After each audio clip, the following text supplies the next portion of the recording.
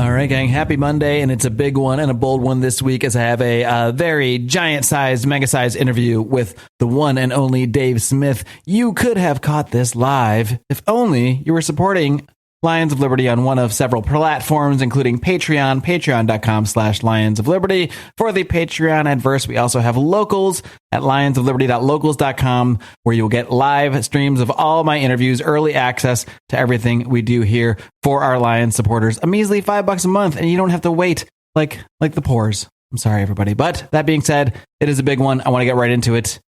Here is my live stream from the other night with Dave Smith. All right, and we are, in fact, live after a little bit of technical difficulties, which resulted in a little bit of a change in the usual background. You see, we now have a dark background to signify the emergence of Dark Marc, and we'll get into that. But I am very pleased to welcome, of course, he is the host of A Part of the Problem. He is, I guess it would be safe to say, one of the major driving forces behind the Reno Reset, the Mises Caucus takeover of the Libertarian Party. He is the one and only, at least the one and only comic Dave Smith. There are probably other Dave Smith, but Dave, are you ready to roar? I'm always ready to roar. I invented roaring. And one of the leading... Is this how we're going to start things off? Listen, every time I make a good point, the background's going to get a little bit lighter. So my goal is to white pill and bring back friendly Marc Claire by the end. I'm going to bring back the Watcher. That can be your goal to re-enlighten me to by the end of this podcast, we'll see if you can get me to pay at least like $5 to the Mises Caucus or something like that. We'll see. It's going to be a mighty test, but we're going to give it a shot. But before we get into all the politics and all that jazz, I mean, it's actually been a long time since you and I have just done, well, you had me on your show back in like October. And I do want to kind of touch on some of the things we talked about there as well, because I think both of us in the last 3 or 4 years have probably gone through a lot of life changes, got married, you have 2 kids now. And I know that, I think when that happens, especially for you, I mean, having actual birth children, I know that is like a really life-changing experience. And I know you've talked about this before, how it's changed your perspective on some things. So maybe we could just start there. If you could get into just how, finding your wife, having these 2 kids and all the experiences you went through there, how is that shaped, not just your worldview, but maybe even, the way you look at politics, the way you prioritize certain issues and that sort of thing? Oh, yeah. Well, I mean, I don't know. There's a lot to that question. Certainly, I think having kids is like the most profound change in what you value and what's actually important to you. And I think that there's nothing that gives you like a lower time preference than having children. It's I think by definition that you care more about what's going to happen after you're gone than what happens when you're here. I think it certainly encouraged me to, in terms of the political stuff, I think it encouraged me to maybe be less guilty of our mutual friend Pete Quinones' critique of libertarians of living in theory in their head, and to really be much more focused on the real world. I don't care nearly as much about pure theory. I care much more about real life. I care much more about stability than I used to. I don't just care about kind of a lack of immoral actions. I care much more just about that things are okay and stay reasonably, I want my kids to have a shot to have a good life. That's the most important thing to me. I think but much more than the political, what it really changed was just my experience in life, in everyday life, having much more of a kind of centered existence, where there's that. Before I had kids, even after I had met my wife, I really fell in love with her very quickly, and I knew I wanted to spend the rest of my life with her. But our life before having kids was still kind of about what do you want to do tonight? You want to go see a movie or grab some dinner? That would be fun. Let's do something fun. Let's enjoy our life.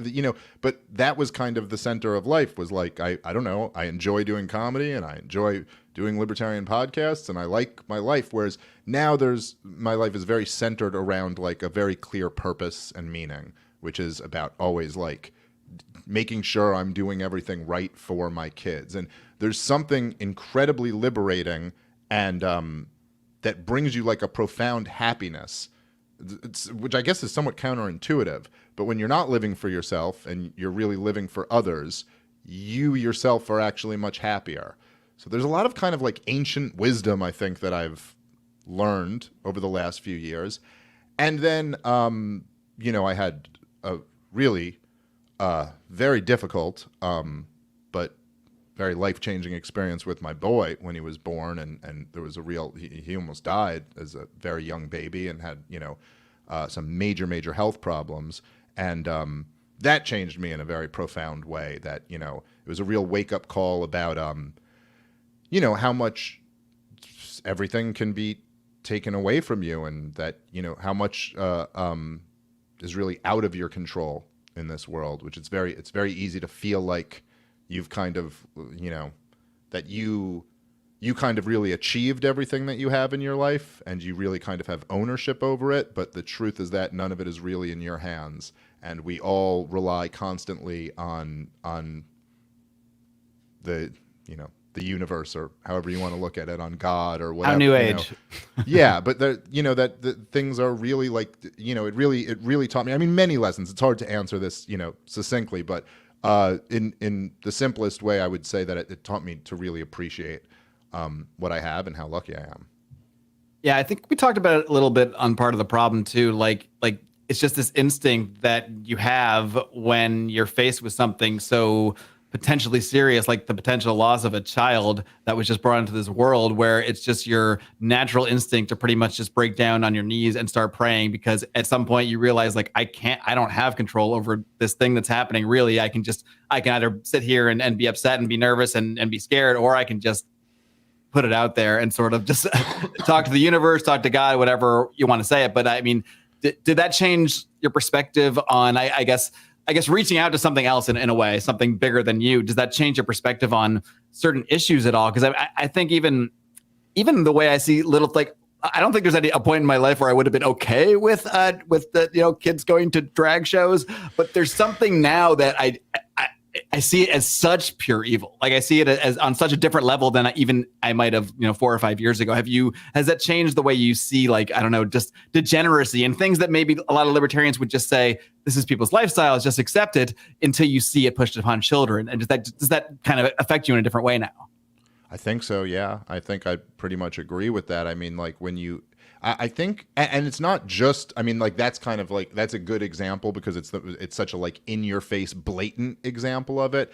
But just more generally, I'm more angry at the boomer generation than I ever was before. And I'm not trying to be like a collectivist with this. I understand that there are exceptions to this rule, but generally speaking, I think the boomer generation, which I think my mother's an exception to this rule. I think my mother-in-law is an exception to this rule. There's lots of great boomers out there. But the fact that a whole generation could sit there while this whole thing was so clearly being destroyed, and by this whole thing I mean our society, that they were handing nothing over to the next generation, and that this wouldn't just be like, like if I were just sitting in my house and my house went from being worth, $70,000 to being worth $500,000, I wouldn't just be sitting there going, sweet, look at all my equity, it went up. I'd be like, wait, but how's my kids' generation going to afford a house? Most people say like sweet. Most people I know are like, sweet, look at this 30% in 2 years. And like, you don't see where this is going. You don't see this as like a problem. And this is so true. This runs through with so many of like the cultural norms in our society all being destroyed. You're like, but how does this work? How does this work for like the next generation? You ever see those things like where they'll show, it's just like kind of like funny memes, but I don't know. It'll be something like, discovering a picture of your grandmother today, and it's like some woman in like a modest dress or whatever, and it's like discovering a picture of your grandmother, great grandmother in 50 years, and it's like some Instagram thought or like something like that, like in a thong, like all tatted up and shit. And you're like, but isn't that just like, you're like, oh yeah, how does this work? How does any of this work for like the next generations? Oh, no one cares. No one's thought about that. And the idea of like embracing like this degeneracy and these things that like can't possibly hand to the next generation what we are all so lucky that so many people worked their fingers to the bones to hand to us, that we have no sense of responsibility of like handing something along to the next generation. It's like, it makes my blood boil.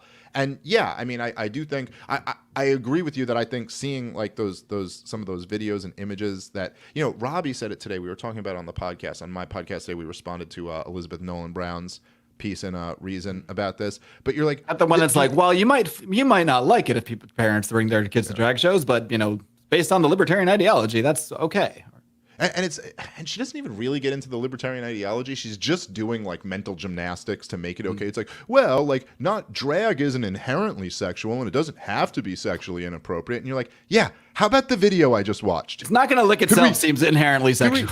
It's like me and Rob were saying, it's like, yeah, I guess in theory, like someone could just dress up like Mrs. Doubtfire and like do a non-sexual show, but that's not any of the images that I'm seeing. So like, could we at least first just talk about what is happening? Like what's actually happening, and then maybe get into your theoretical about like how would I feel if they went to a Mrs. Doubtfire-esque drag show? I have to really think about that further. That might be okay. Maybe that would be funny. Maybe that would be fine. But there's something about when you see those, like this is a gut thing that comes from your insides. Like this is like when you see that shit, you feel like I feel almost like I shouldn't be allowed to see this.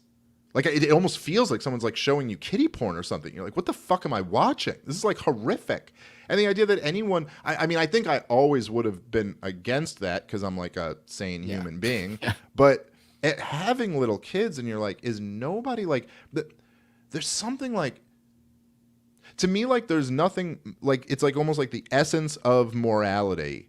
Like, or the most important thing, morally speaking, that you could do is that you would put your kids' well-being above yourself. Like there would be nothing that could be more like abhorrent than if you were like, you know, imagine some situation where like, I don't know, it's like a life or death situation, and I choose to sacrifice my kids to save myself.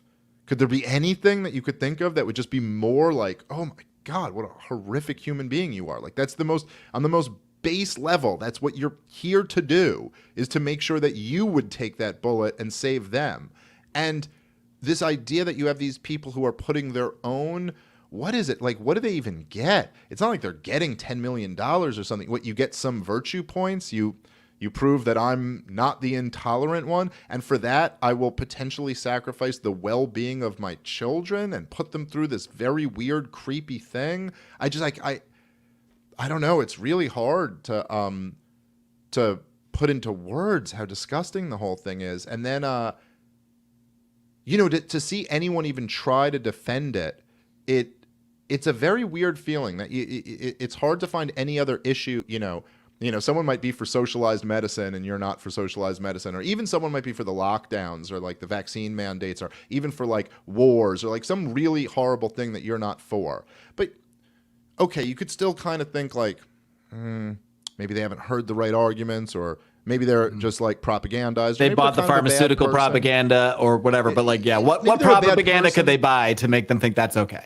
Yeah, but even if you thought like, oh, you're kind of a bad person and you're getting your authoritarian impulses out through this, there's something about this one that's almost like, I don't know, man, like maybe we're just not the same species. Like, I don't know.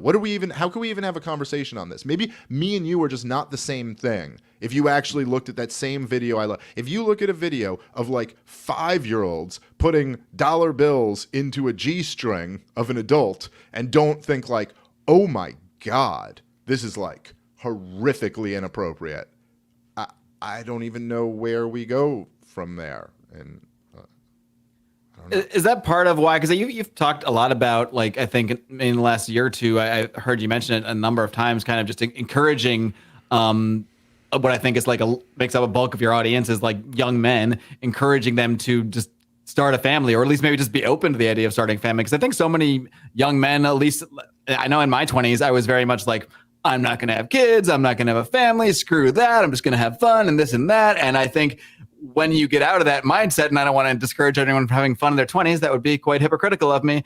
But yeah. I think, you know, when you sort of bridge that gap and I guess mature from that attitude and prioritize things different, it does really change the way you you view everything. It changes the way you view not just politics, but I mean, anything at all. But I think especially when it comes to the issues that are facing people in real life now, so much of it does seem directed at children. So much of it, whether it's the drag queen stuff or just pushing shots onto kids. Now they're still going with this and saying, oh, pretty soon we can do it for under 5-year-olds. And it's just this kind of stuff. It's just on a whole different level of sickness. And I don't know. I don't know if that's part of your motivation, but to me, it's like the more people that maybe can see the seriousness and the inherent just evil in this stuff, like the better. And I mean, I'm not a utilitarian. I wouldn't say get families so you see this is wrong, but I think there is something there just that you really do see things a lot differently when you have other people that you're responsible for. Yeah, well, so I agree with all of that, and it's not as if, I mean, look, I had a lot of fun in my 20s, kind of, or like fun, but like I'm not really telling like 20-year-olds like don't have fun in your 20s. I'm telling you, I think you're not actually having that much fun. And you're just kind of convincing yourself that you are. Like, I don't actually, it's like, yeah, I guess it's kind of fun. It depends on how you define that word. I guess it's kind of temporary fun. It's temporary pleasure, but it's not actually it's really fulfilling. Yeah, it's fun, like playing with action figures when you're 8, like, which is like, yeah, basically what you're doing. You're being a prolonged child. You're prolonging adolescence for like another decade.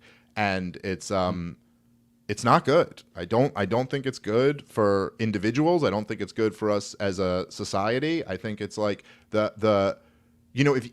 again, the word fun is a little bit tricky because there are some things that are like, I don't know if exactly that's how I would describe it. Like in the same sense that like if you if you like sit on your ass and eat potato chips and watch TV, that could be pretty fun. And if you like wake up at 5 a.m. every day to train for a marathon, that maybe wouldn't be described as fun. And if you were to measure like the happiness level of both of those people at particular moments, it might be like, the guy running this marathon is like not as happy as the guy sitting on his ass eating chips. But I bet the guy running the marathon is happier for the rest of the day than the guy that ate chips for an hour. Maybe the hour of the chip eating, he's happier, but the rest of the day, he probably is not happier. Right, exactly. And who's like doing something that we admire more, and who's actually has more meaning in their life, and who's kind of doing something impressive, and so and the positive feelings that come from actually doing, like being a man and actually doing something that you're kind of proud of yourself for doing, which you get from taking care of your wife and kids and stuff, is much more lasting and powerful and meaningful than the temporary little bit of fun you get from like partying or something like that. So I don't know. I mean, I basically I figured this out myself. And then I just kind of felt like, well, I mean, wouldn't it be like shitty of me to not share that with other people? I mean, if I've figured out a little bit of wisdom, since I was 25 and I got 25-year-olds listening to me and like influenced by me, or would I just not tell them that? That would seem like a shitty thing for me to do. And I'm not a very, like in the spirit of, I think some of the people like that I'm influenced by, I'm not somebody who like browbeats you with it. I don't like, I don't like kind of preach in this aggressive way that you must conform to, I'm not like but I let it be known. I let it be known that it's like, yeah, I believe in God. I love my family. I think this is a much better way to live. Now let's get back into talking about what's fucking going on in the world and stuff, like in the same sense that like Ron Paul, who's of course my hero, is always clearly a very devout Christian, but he wasn't like being all Jerry Falwell with it. He wasn't always like beating you over the head. And I might work it in that. Once in a while, might bring up the golden rule or something like that. Yeah. But you would certainly know that. Like if you were a fan of Ron Paul, you knew that this was a very devout Christian, and you knew also that his political beliefs were like, inspired by his Christianity. Like you knew that this was like clearly very important to him as a person, but he didn't need to constantly be hitting you over the head with it. But so that's kind of how I like to be, but I feel like it would be wrong for me to not talk about this stuff.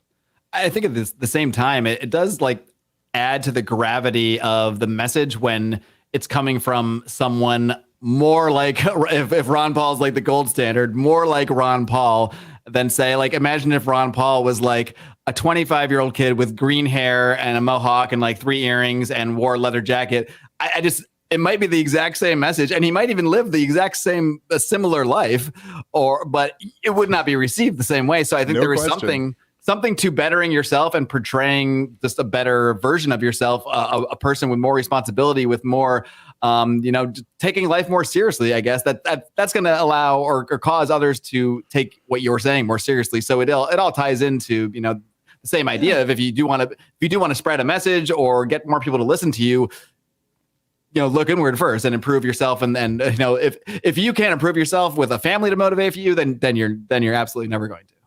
Yeah, I mean, I think that's right. And I think there's something about that related to kind of like natural hierarchies, which libertarians really should believe in, because if you believe not in, if you believe in that there kind of shouldn't be these imposed through, force hierarchies, well, like obviously what's going to, naturally come up is going to be natural hierarchies. And the truth is that even that person, like even the person you're describing, some blue-haired, nose ring, person or whatever, if you found out they ran like $1 billion company that they've started from scratch, you might also be like, "Whoa, okay, that is actually pretty impressive." Yeah. Whoa, I kind of judge the book by its cover. Now I'm listening a little bit more to you than I was before. And this is true for accomplishments in different areas in life, whether it's personally or professionally or these different areas. But no, look, I mean, when I hear people who, have like a take on the drag shows with kids or something who don't have kids,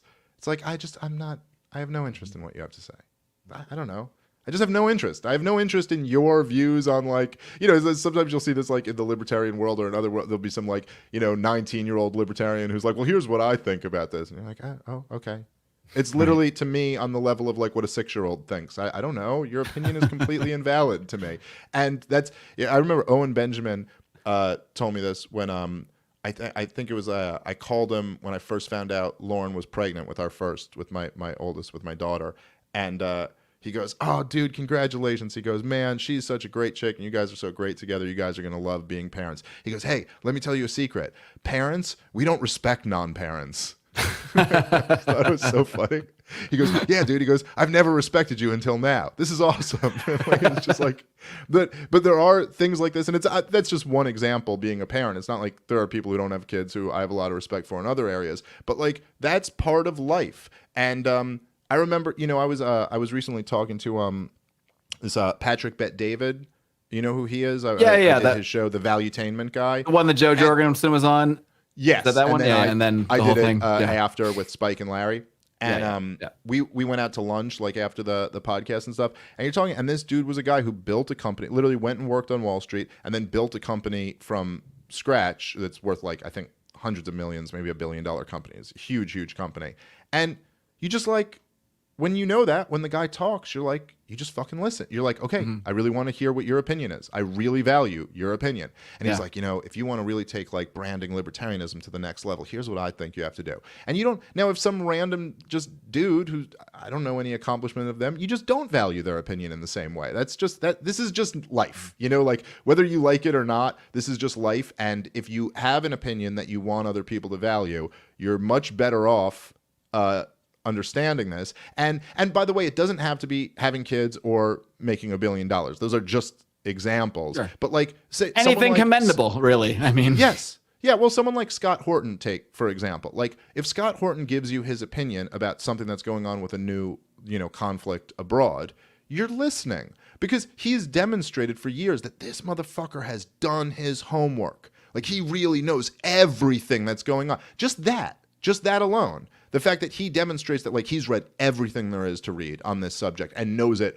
forward and backward, that makes you want to listen to someone. And like this makes sense. This is basic, like I don't even know. It's human nature. It doesn't matter of credibility, of expertise. Yeah. So if you've done whatever 70,000 interviews or whatever the hell God's done now, like yes, there's no one can doubt like this guy has expertise in this area. Whereas if you've raised 2 kids over the course of 10 years, like, yes, then you have expertise in that area of like raising a family. So it all kind of comes down to the same thing. Yeah, right. Exactly. All right. Well, enough of this lovey-dovey Christian conservative stuff. Let's get into what the people are tuning in for, though. I mean, but I do want to just kind of get from your perspective first. Just is this the first Libertarian convention you were actually at? First or have national. You been to others? First national. I've been to a whole bunch yeah, of the state right. I know you've been to the conventions. states, right? So I've right. been going around to that as we kind of on the Mises Caucus has been taken over state by state by state. But this was the first national convention I've ever been to. I mean, I've watched like some of the video clips of previous ones that were pretty rough. But I've never done it before. But I actually went to this one and I was a delegate, so I was there. I was working like crazy the whole time. I did stand-up shows. I did a live podcast. I spoke at the Mises Caucus Bash. I gave Josh Smith's nomination speech, and then I was a voting delegate for the whole convention. So yeah, I was really in the mix of this last one. And so you'd been to state conventions, so you'd probably been exposed to, I guess, Robert's rules and that sort of thing. But did you, because I know, like, I saw a lot of people, I always get a kick out of when people go to conventions for the first time, and they're like, man, this is taking forever. I'm like, oh, if it's like that James Franco meme, first time, it's like, so, but did you feel the drag of like, I mean, whenever I've been to one, I get into that, I'm like, oh yeah, I remember this is the part that I absolutely cannot stand, because I think it's like hours and hours and hours that I was seeing people tweet about that first day, like just to get to the agreement of what we will now talk about next. So did you feel that drag of just the awful screeching halt like part of the process? A little bit. So I was. So when I went to the state conventions, I wasn't like a delegate at any of them. You know what I mean? I would just go and like give a speech or something. So I wasn't really like sitting there through all of the business at these state conventions. I'd come in for like, the events at the end of it. So I didn't really get it's like in Colorado. I went for a little bit of the business because they asked me, they were like, hey, it'd be really cool if you came and sat through the business. And I did it for like 2 hours. And then I was like, okay, I'm out. This is not the part I do. Did you take the picture of me sitting and watching the business yet? Yeah. Okay. Yeah. I can go now. That. Go to the bar. But for this one, I was there for the whole time. So it was a different experience. There was a little bit on the first day of like where they were trying to do like some shady shit on the delegate count, and it was like just kind of taking forever to go through all these motions. But honestly, it really wasn't that bad. There was something exciting about this one because it was a delaying of the inevitable, I guess. Everybody kind of knew at that point. Yeah, and it was like a celebration. I mean, it was like this day that was the culmination of like kind of a big thing that we'd been working toward for a while that we knew kind of was coming. And it was exciting, it was exciting to like see that happen. So it wasn't particularly boring. And it was, I must say, fun watching, some of the people get triggered who very much deserve to get triggered. And it was nice to see like, there was like an incredible amount of like enthusiasm. There was a great turnout and people were like really excited when, we kind of like started sweeping everything. And so that part of it really was fun. It wasn't too painful.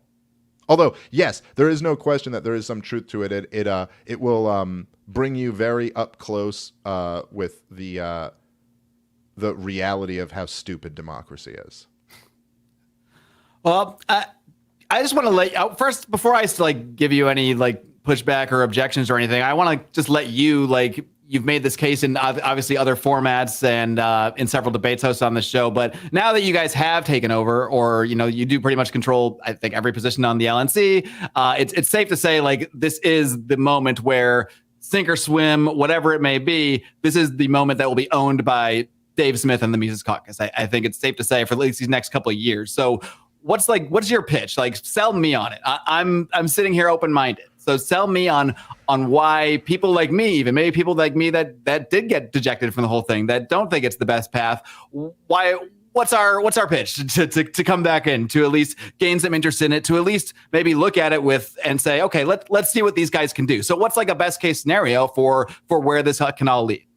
Well, I don't even know, for someone in your situation, I don't know that there's anything I'm going to say right now that's going to flip you around 180 and get you to come back. You've heard my pitch on this before. And I think that it's more for that. It's like I've always said this when it comes to this shit, that it's the obligation isn't on you to support us. The obligation is on us to be so fucking great that you're just like, God damn it, I want to support what they're doing. Or I want to, whatever that means. Like, it doesn't necessarily mean like being a dues paying member or anything. Maybe it just means like, I don't know, like having someone on your platform. That's probably more valuable than being a dues paying member, or like fucking, I don't know, sharing someone's speech or something like that. But like it's on us to like pull more people in. And also I accept the reality that as we get bigger and bigger, we're not going to have a 100% retention rate. Like some people are going to go in different directions. That's always the case. That's the case with everything in this world, and I guess in every world. Like that's just the reality. I think that like there's several like different criticisms of the Mises Caucus that it becomes kind of difficult because different people have their different little critiques of it, so it's hard to answer all of them.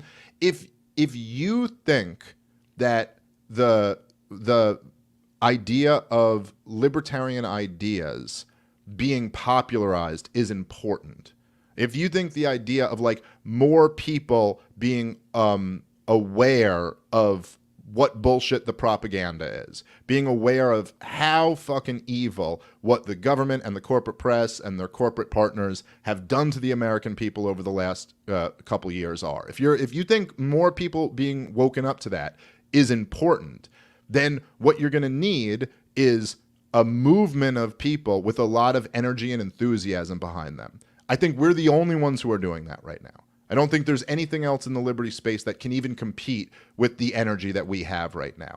And I personally would say that I really believe that in 2016 and in 2020, the Libertarian Party had this like unbelievable golden opportunity to really make noise. Like, I mean, in a really like dramatic way, could have moved the Overton window, really like pushed the conversation toward the stuff that we want the conversation to be about, and they just fell flat on their faces.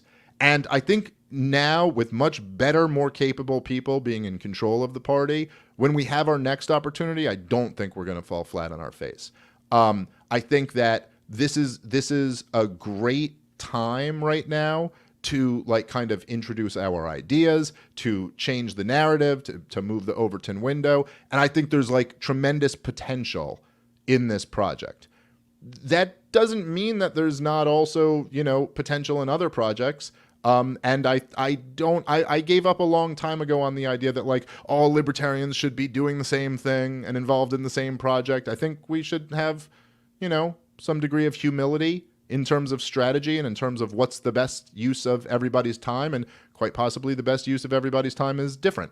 But I think that there's a lot of possibilities. And I also think that the Libertarian Party, if we're not delusional with it, and we don't have this attitude of like, well, what we're going to do is convince 51% of the population to be libertarian by the next presidential election cycle or something like that, which is silly and obviously, very lofty and unachievable. But if we think that we could really find good local elections where we can run and win, and give people a little bit more liberty little by little at these local on these local arenas, and that we can then kind of use our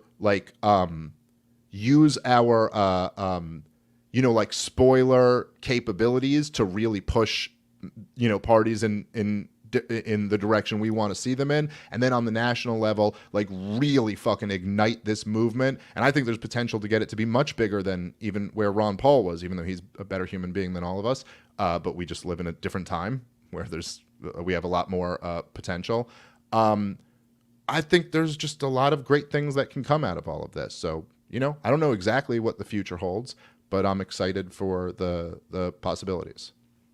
One thing I want to dig into there is because you kind of mentioned them as the same thing. And I think it might be an interesting path to go down a little bit because it might highlight some of the divide. Because I think you mentioned, if you're someone who thinks that there's value in spreading libertarian ideas, and then in that same sort of breath, you mentioned, like calling out the corporate press or calling out the lies of, how the media manipulates and that sort of thing. I don't think those are necessarily the same subject per se. Because I think because I think there's definitely a contingent of people and that would say like there's not really value in simply spreading the ideas of libertarianism and simply just getting bigger platforms to those ideas. That is like one set of criticism. But I don't think that those same people would say don't point out the lies of the corporate press or don't try to tell the truth of what's going on in the world. So I don't know if those are necessarily the same thing. Now you could message them in the way they sort of become the same thing. You could sort of, discuss how your ideology fits into how you view the world. And maybe that's more the way you see it. But do you see I guess my question is, do you see those two things as necessarily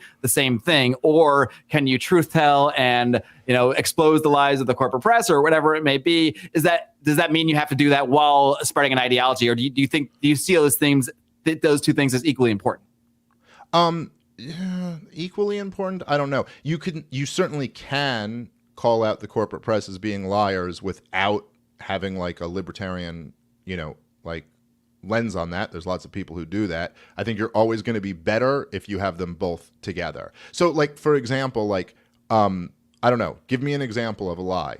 A big lie that the corporate press has told in the last 20 years. Oh, why don't we just go Iraq war, an easy one that pretty much everyone agrees on, even like the people. Right. And so it'd be one thing to, call out the lie of the corporate press. Okay, they lied to you. They told you that they had weapons of mass destruction, and they said all these bullshit lies about like how they were in bed with Al Qaeda, and it was like, well, all this insanity. And you're like, okay, so that's pretty good, but lots of people will give you that. But what's much more important, or not more important necessarily, but what strengthens that so much more is like understanding how like, like the CIA is like created to lie the American people into war. And that like these neocons this was always their plan. And that the stronger your libertarian understanding of these things are, I think you're not only going to be able to call out what the latest lie was, but also understand kind of like the underlying problem with like why this was doomed to fail. Is that per se a libertarian understanding though, do you think? Or is that, because I mean, I feel like I know socialists who might, they might not have the same political ideology, but they might have also like learned about the CIA and know that the CIA is like, does these, horrible things overseas. I don't know if is it necessarily the same thing, or is it just because it's kind of interweaved with the idea of like these centralized systems will always become corrupt? And is that kind of where you'd say the libertarianism would have the more solid foundation? Yeah, I mean, that's kind of was my point, like the latter, that like, yes, this is like by the nature of the system, it's going to become corrupt. And so, yeah, I mean, like, I get what you're saying, like socialists might be good on these issues, but they're kind of being very skeptical of the government on those limited issues where they are skeptical. But I certainly think compared to those two, that the libertarian is going to have a stronger understanding of why these centralized institutions are so evil. Because you think they just have like more of the intellectual backing to like, they understand, maybe they've read all the Mises and all the Rothbard. And if it actually comes down to digging into the weeds of it, they'll have a better philosophical foundation for explaining to someone why. Yes, but not just that, but also that they're just going to have a better solution for what this problem is. That they're going to recognize that like, okay, but the answer to this is that you want these psychopaths the hell out of your life. Not that you want these psychopaths to stick to running your healthcare or something like that.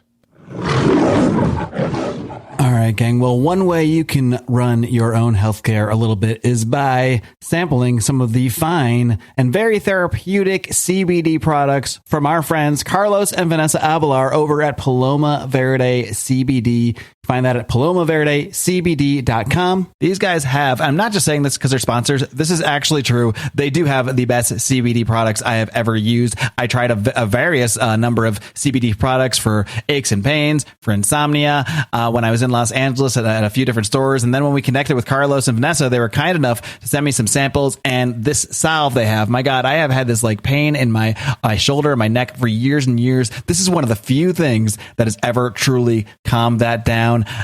By the way, they have some amazing gummies, and I'm just going to tell you that my only criticism, I'm whispering, I don't want Carlos to hear me because I do have a criticism. They're so delicious, you just want to eat them all in one batch. So you might want to order two things of the gummies. But what's great about this is that because they are sponsors, because they support us, we support them, we support you, you're going to get a 20% discount off any order, as well as free shipping for any order over $75 by using discount code ROAR at checkout. So head over to palomaverdecbd.com and use discount code ROAR for 20% off that order. Let's talk a little bit about the realistic aspects of it, because this is something I've heard like various people give different expectations of. I've heard some people like say like, let's just see if we can get Dave Smith to be president. Let's just see if, and you haven't even announced anything along those lines yet, but that's what I hear with a lot of enthusiasm being behind is actually around you and what you can do. I haven't heard you try to claim you can become president or anything like that, but were you to run, I mean, or maybe we can just get to this because I don't expect you to announce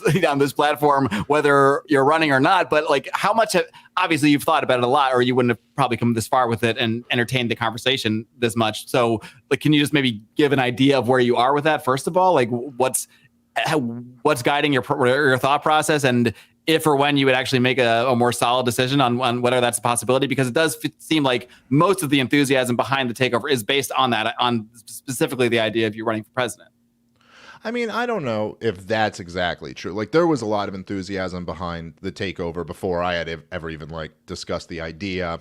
I mean, like there were like, I'm just going off what I hear now anyway, I should say. Yeah, I mean, that, like I'm not denying that that's something and that there is enthusiasm, but like, you know, the like when Josh Smith ran for chair, I think he got like something like 40% of the vote. You know, like the Mises Caucus was building up to being like, they were clearly on a trajectory to be the majority of the party. I think this was happening with or without any thought of me running for anything.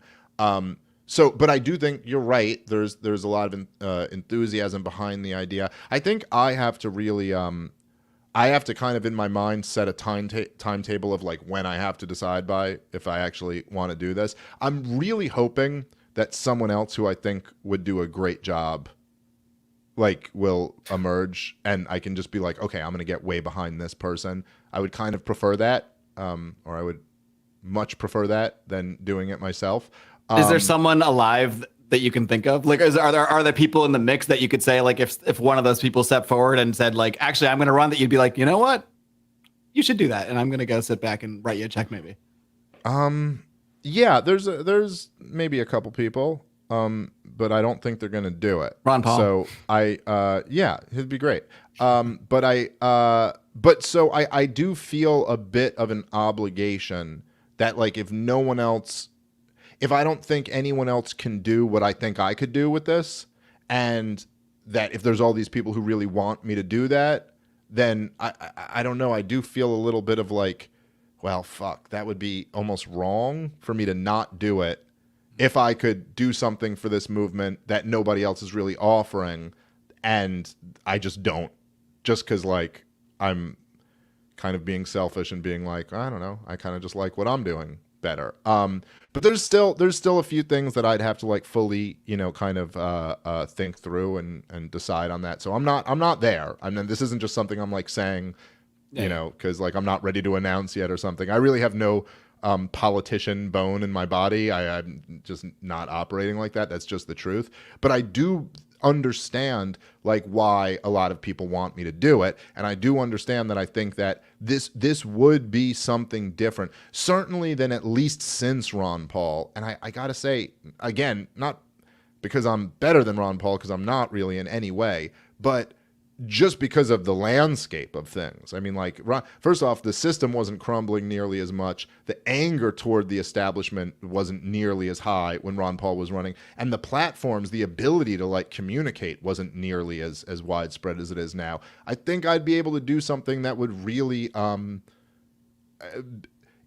just say it'd be a lot different than anything else we've seen out of an LP, you know, presidential campaign. This would be something different that would really, like, I think, in a way, put this movement on the map with the younger generation more so than we've ever done before. And that's a big deal to me. Like, I really, you know, I mean, it's hard. Like, it's not, look, we're not moving the needle in the way that maybe we'd want to, where it's like this drastic thing. You know what I mean? Like, we're not like, we don't have 70 million people who are supporting us.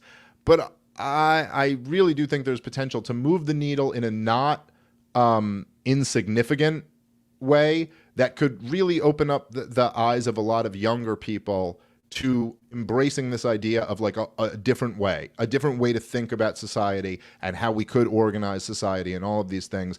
And I think that probably there's real possibilities of what the future is going to look like right now that might have seemed a little bit like fantasy land in the past. And even though guys like me and you may have talked about this like 5 or 10 years ago or something like that, but the idea of like the United States of America breaking up, you know, it seemed a little bit far-fetched. We were like, maybe, I don't know, the Soviet Union did it. I don't think that seems so far-fetched right now. I don't think it seems so far-fetched that like Ron DeSantis and Gavin Newsom are not governors in the same country. They are actually in separate nations. Like, I don't think that seems so far-fetched now. And I think the idea of like an economic crash that so many of us have been thinking about and talking about forever, right? Like we've all, you know, interviewed Peter Schiff and Ron Paul and talked about these ideas. I mean, look, dude, right now they're talking about like raising up this Fed fund rate by 0.5%, I think, every like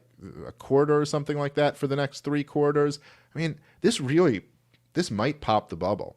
And this really might be the downturn in this like ultra Misesian boom bust cycle. And if that's true, and I'm not, you know, I've predicted the bust before and been wrong about it, so I'm not trying to like but if this is the bust of all busts that we've been talking about, like the can kicked from 2008 all the way to now, and we're actually still in the boom right now, it's just this inflationary boom, and we're about to bust, and it's a bust that still won't be with high enough interest rates to rein in inflation, so we're going to be looking at like an inflationary steep recession.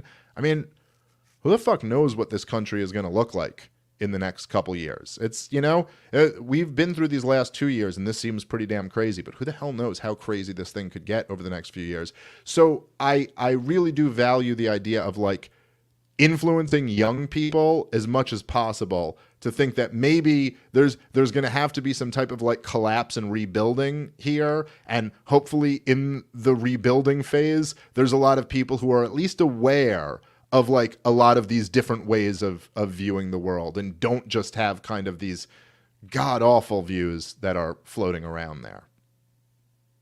I thought you were here to bring me the white pills, and now the economy is collapsing, and everything's going to hell in the next 2 years. No, but I mean, it does. Mm-hmm. So walk me through then how, because when you talked a little bit earlier as well, like, you know, having kids and just viewing like time preference a little bit differently, and, you know, wanting to affect the world now, you know, especially with you know the actual things that are happening in our lives.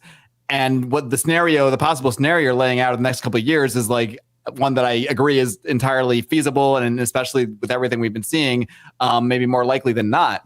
So walk me through how having the Libertarian Party Mises Caucus and having the Libertarian Party as the platform, I guess, potential, whether it's with you at the head or not, as like a public figurehead or not, how that can actually curtail what's coming, or maybe not curtail it as much as, are you saying it's a way to just find the right people in the midst of this problem and get them to do what, I guess is the question. Where are you trying to direct them to?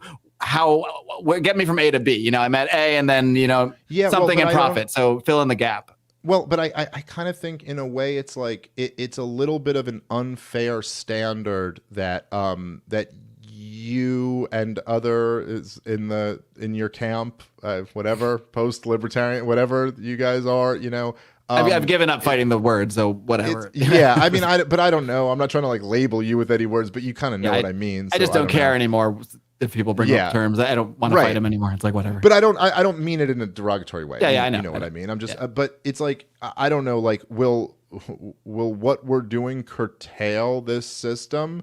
I mean, I don't know. I don't want to like bullshit here. Like, probably not. But if we're going to keep this on a level playing ground here, it's like, yeah, nothing you guys are doing is going to curtail this system either, and nothing anyone else is doing is going to curtail this system. That's not really like, I mean, but if anyone has a real plan that they think is going to curtail this system, okay, I'm all ears. I've heard a few people who claim they have that plan, and I'm not convinced they do. But I certainly don't either. So yeah, I'm definitely not claiming to. So the question isn't really like, is this going to curtail the system? The question is this better? Is it better to do this than to not? You know what I mean? Like that's more of like the realistic question. Is like, are we better off with this than without it? Like, so I would say that I think that the enemies, like our mutual enemies who are real enemies, like the fucking people who would straight up, who would have you locked down, who would have your life ruined for not being jabbed. And even like think like, look, I mean, there's a lot of things right now that were, as much as, the system is flawed and checks and balances don't really work the way they're supposed to. But I do think sometimes a flaw of libertarians and dissident right-wingers too is get too much into like this almost conspiratorial world where they think of the state as one thing. They think of the enemies as one thing. I mean, the truth is that there were like the OSHA mandate was struck down by the courts, and that wasn't the plan of the people who pushed the OSHA mandate to get it struck down by the courts. The plan was to have it in. The mask mandate on planes, on transportation, was just struck down by a judge. That was not the plan, but it was struck down. But there's still interesting information there that like these people would still have these things in place had they not been struck down by these judges. Like there would be this OSHA mandate if not for the Supreme Court striking it down. They would still be ruining more people's lives than they already had over, the fifth booster for a vaccine that doesn't even fucking work. Like they would still be doing all this shit. Those people who are real enemies, who have already ruined the lives of tens of millions of Americans and would do it to many more if they could, and will probably continue to try to, they really care about propagandizing people. They really care about that. They really care about spreading ideas. They really care about silencing the ideas that expose them. And look through how much they've worked to silence the opposition to the COVID regime over the last few years. I mean, freaking dude, Barrington, what's his name? Fucking God damn it, I subscribe to his Substack. I should know. But the dude was a New York. I do know who you're talking about, and also the dude was a New York Times reporter, and he's now got to write on Substack. Like he has to email me in order for me to see his tweets. You know what I mean? Like he's been kicked off everything. Like they really care about propagandizing people. And I think that like waking people up to the propaganda is a really valuable thing to do. And I think they, in a weird inverse way, agree with me on that. Now, what exactly you should do, and I know this is I think unsatisfactory to some people in your camp, let's just say, broadly speaking, who are critical of the Mises Caucus, that if you're asking me, I really do have the same old Ron Paul answer. But if you ask me like, well, what should we do? What is the answer? So you're going to wake all these people up and then to do what? And I don't have like a specific thing. I think the first step is waking more people up.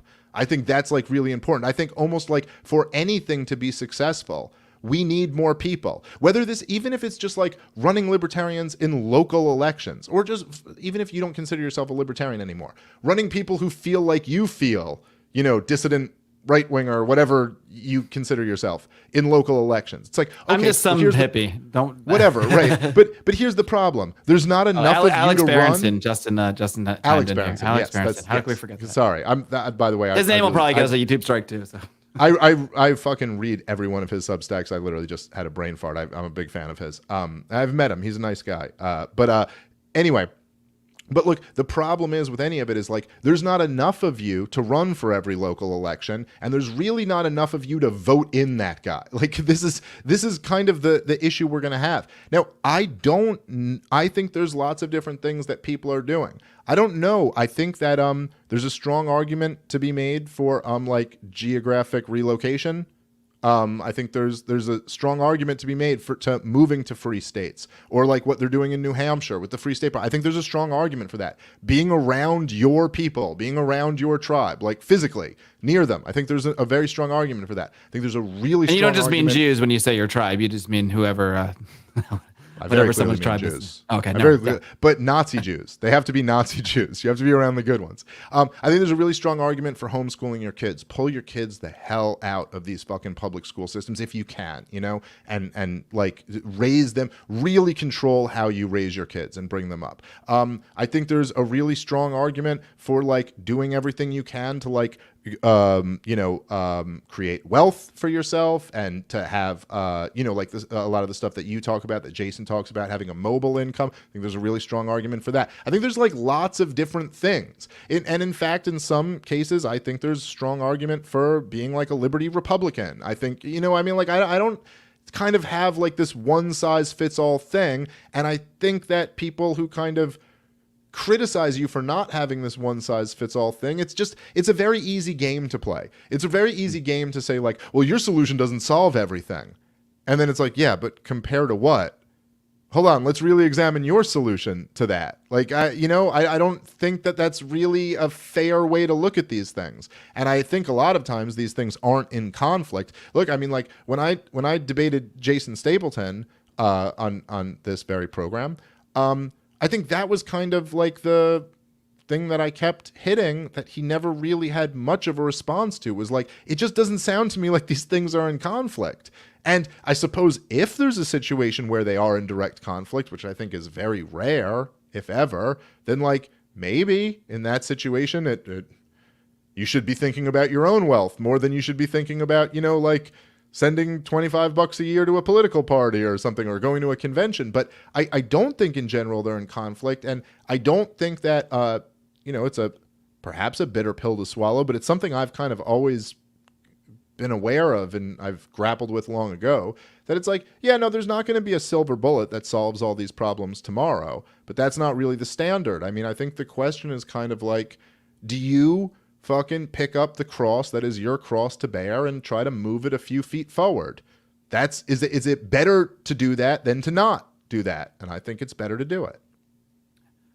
There's a couple of things there. I'll just start with, because now I'm not going to argue for other people's individual strategies or for or against. Like I give people a platform to, give their ideas, and I'm open to everybody's ideas if they'll work. If they think they actually have a realistic plan of work, I'll listen to them or what have you. But I think when I started to, I don't want to say get critical, it's probably only the last month or two I started to be a little more snarky and bold on Twitter with this stuff. But prior to that, it was really just when I was asked about it, I would kind of give my honest opinion as it was forming. Sure. But when it started for me, well, there's two things, I guess, at once. It was simultaneously, I made decisions in my life that I would absolutely not have been able to do if I had not been in a certain position to do so. If I had not had a certain amount of skills, a certain amount of savings, et cetera, I would have had to do what it hurt me so much to see so many people do, because I consider the Mises Caucus people, the Ron Paul people, it's all the same kind of group, I guess, for me, in a way, as like my brothers, the people that I'm rooting for, the people that I want to see do well in life. So it hurt me to see so many people caving to mandates. And I know it's not because they wanted to or because they wanted to take a woke poke. It's because they had to, or they felt that they had to, or that they were in a financial position where they couldn't say no, where they couldn't tell an employer no. And at the same time, I was back when I was still allowed in the Mises Caucus Facebook group. I was in some of the groups. Did you get booted? I did finally get booted, yeah. I'll get you back. It's okay. I don't need to be in there. It's fine. But whatever. I think is Mac Floyd still in there? I think he might be behind me getting out. But anyway, but neither here nor there. Comment. But the point is, I think we're united on that one. But the point is, I started to see people say things like reference being broke, or reference not having enough money to make it to like a state convention this weekend, or mention not being able to do this and that, or mention having to take a vax mandate. I saw this a lot.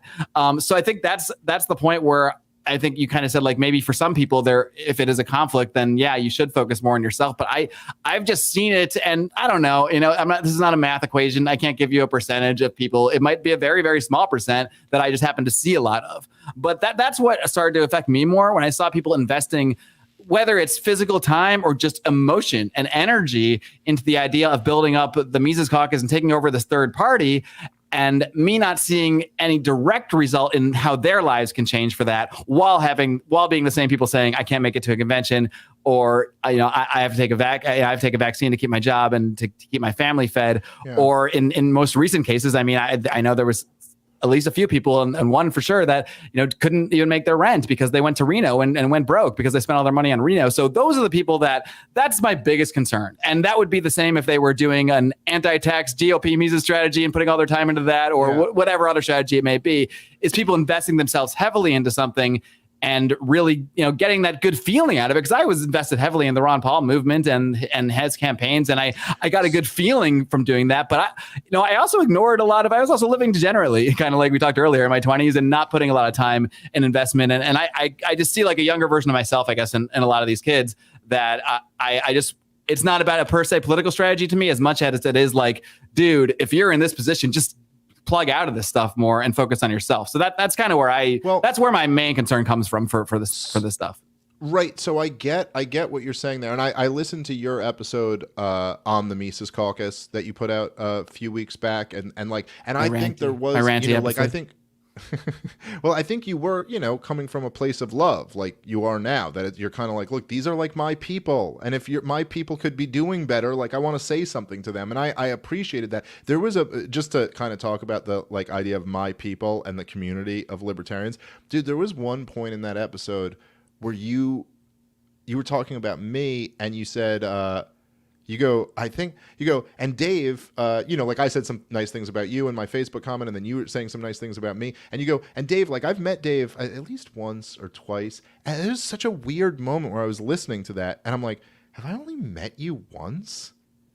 And then, I was at the comedy show, and it depends on because there's one time I was in the audience of your comedy show, and you were like, "Oh, there's Marc Claire," and then I think that was the same look. Yeah, I know, and I think that was the same weekend. A lion. There's a lion in the middle of my crowd. No, but yes, and then it was, and then we did that Liberty on the Rocks thing. Right, but it's such a weird feeling because look, I mean, we've done a lot of podcasts together, but. Yeah. It's like we've maybe been in the same physical room only a couple times in our life, and literally, I mean, if you fell on hard times, come on, say it. Take a bullet. Take a bullet. You take a bullet. No, I wouldn't. Listen, let's get real. I'm not going to take a fucking bullet for you. But in all seriousness, if you fell on hard times, you have a place to stay at my house. I literally feel that way about you, and part of that is because we're kind of in this fucking movement together. I don't know. I mean, and part of it's also just that you kind of know who someone is from listening to their show a lot and doing shows with them. You can kind of gauge who they are as a person.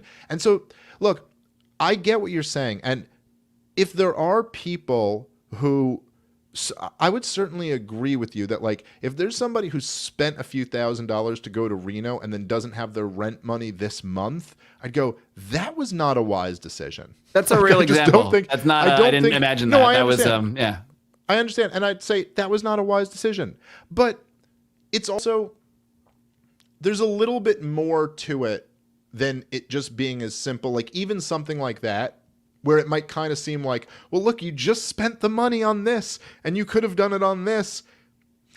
It's just a little bit more complicated. I think it's more of a mentality than about the specific money. If you're at a point where you're deciding to go to Reno or to pay your rent, that's a mentality issue more than it is about that $1,000 or whatever it might be. Right. But even more than that, I think that if there's, look, I agree with you that if your own life is falling apart, and you're focused on this external thing, it might be time to kind of change that balance a little bit and focus more internally. So I don't disagree with that. But the truth is that person, and people like that in general, what you need to do is really start focusing on how you can put yourself in a better situation. And it's not so self-evident to me that, it goes, and that means you need to stop doing this thing with the Mises Caucus. As it's even if that dude wasn't going to Reno or wasn't involved in the Mises Caucus, there's still the same problem there that it's dude, you're not doing the things that you need to do to put yourself in a good situation. Now, I think that if they replaced the Mises Caucus with video games, we didn't get anywhere. Yeah, yes, exactly. And probably that's more likely if we're just talking about cutting out the Mises Caucus than actually dealing with the underlying issues there. And if we dealt with the underlying issues there, you could probably keep the Mises Caucus thing and just actually solve these other problems. I don't think there's too many people who, it's not like they're putting in 60 hours a week for the Mises Caucus and that's why they're they're not in a decent situation. I think that there's been a theme in our world, in the libertarian movement for a very long time about these type of issues. I also think it makes sense that over the last couple years, there would be more of an emphasis on them. But in terms of when I say these type of issues, I mean protecting your personal wealth, investing in Bitcoin, investing in gold, survivalist stuff, gardening, all of this, there's prepping, all of this has been in our world for a long time. I think that it's just sometimes a little bit more complicated than being as simple as you need to stop doing the political thing and start focusing on yourself. For example, I just use me as an example, right? Over the last 2 years, throughout all this craziness, if what you're talking about is like you want to put yourself in a situation where like you've got a good income, you have mobile income, you don't need to worry about taking the fucking jab if you don't want to, you're not victim to these mandates, your family is protected, I'd say I'm a pretty good example of being in a good spot. Totally agree. In terms of that. Like I check all of those boxes. Like I've, really like my family is in a very good situation despite all of this craziness. My wife is a full-time mom. Like she takes care of my kids. She does an incredible job. No one's worried about like what we're going to do over a mandate or this or that. I can put Wait, you make your wife work? No, I'm saying yes, but only for me in our home. That's to be very clear. But so, right. Like, so I'm doing very well for myself. So now, if you zoom back about, I don't know, like 12 years ago, and because this is me by my nature, I'm like a very like weird person, and I'm a hopeless kind of romantic artist type. And there was a time like 12, 13 years ago where I was literally just pursuing stand-up comedy. I was dead broke, and I was spending all of my free time reading about Austrian economics. And it was ridiculous. I mean, I remember just having like panic attacks about being like, what am I doing? I'm literally investing my entire life into this career where I make no money, and then I'm obsessed with this philosophy that has nothing to do with the career that I'm investing myself into. Like, none of this makes any sense. It doesn't make any sense to be the fucking stand-up comic who knows a ton about Austrian economics. Like, this makes no sense whatsoever. And there were lots of reasonable people in my life who said, you need to stop this. And you need to go fucking like figure out what you're doing with your life. Like go back to school or get a job or do the thing that's going to make sure your rent is paid next month, because your life is a lot more important than fucking all this insane shit you're focused on. But the reality of the situation is just that I wasn't going to do that.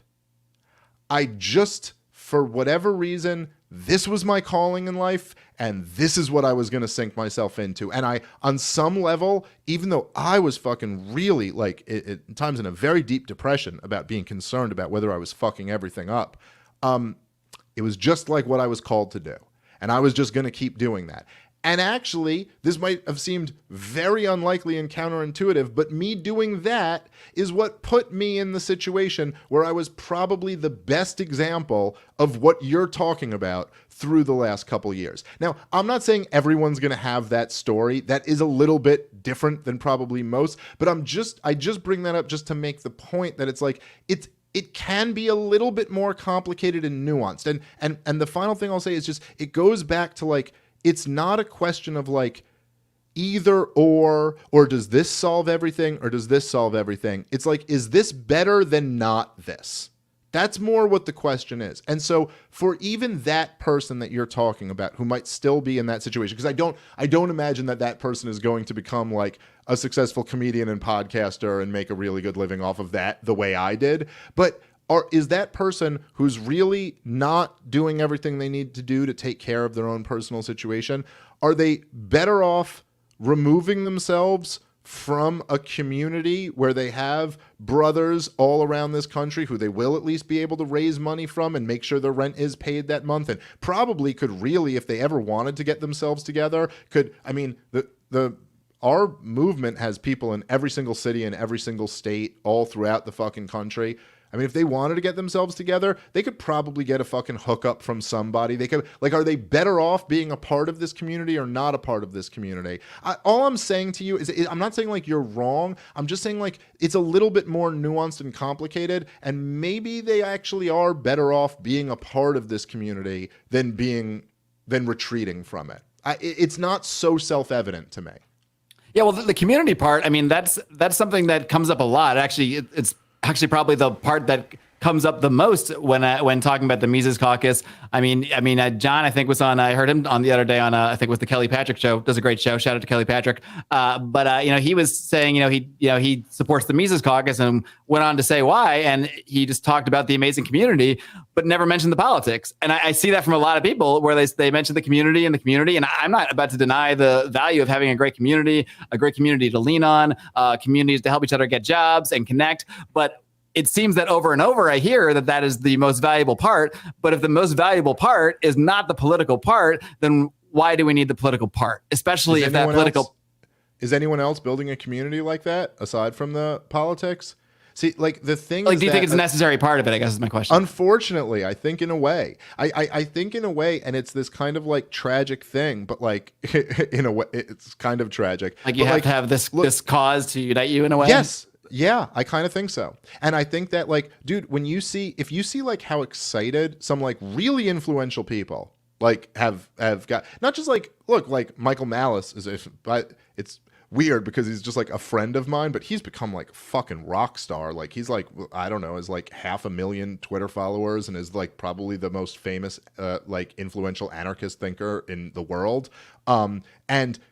Him and Tim Pool, like guys who have millions of followers and like have these huge platforms, and Rogan and Dave Rubin and like all these guys, they're so excited. Glenn Beck, they're so excited about the Mises Caucus taking over the Libertarian Party. Now, I kind of in my heart of hearts wish that like Tim Pool wasn't like sitting there going like, whoa, so there's this Mises Caucus that took over the Libertarian Party and like you might run and Malice might be your press secretary and like, this is so cool. I wish he was sitting there and going like, did you hear that like the Mises Institute is putting out a new Hoppe book? This is so cool. But he's not. But he's not. That's just the reality of the situation is he's not. And the fact is that embarking on this kind of like political thing, in the same way that like, look, dude, like the Ron Paul fucking movement was just different when he was running for president. And once he wasn't, and he was just doing the Liberty Report, it just didn't have the same energy behind it. And it didn't have the same community behind it. And it didn't have the enthusiasm behind it. Like it just, there is something about that I don't think is, exactly the way I'd want it to be if I was like, you know, mapping out my ideal world.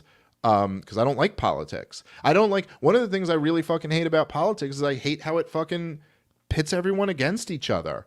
I don't want to fucking see like people I like fucking arguing with you and Pete and shit. Like, I don't know. I love everybody. I don't know. Why do we all have to fucking... Meanwhile, I'm on the other end just cackling away because I find it all entertaining. I don't take any of it too seriously in reality, but I get what you mean. But you've been annoyed a few times with things. Just and I from saw the that. one guy, really, maybe two. Yeah, but I saw that in your episode. You could tell. And I'm not like pretending like I'm above it too. Like I've been annoyed at times. When you see enough stupid comments in a row, sometimes you're like, all right, this is. Well, yeah, sure, but I also feel like and I'll be, to be honest, like there's times where I get annoyed with fucking you guys, where it'll be like a thing where it's kind of like, all right, dude, do you have to like be shitting on the thing I'm trying to do? Like you've made your point, fucking move on. Like how all day long you got to tweet shitting on the thing I'm trying to fucking do, and then it's like I almost have to take a step back and be like, Jesus, stop. I don't want to be arguing with my friends. I don't want to be arguing with people I fucking love, and that's so.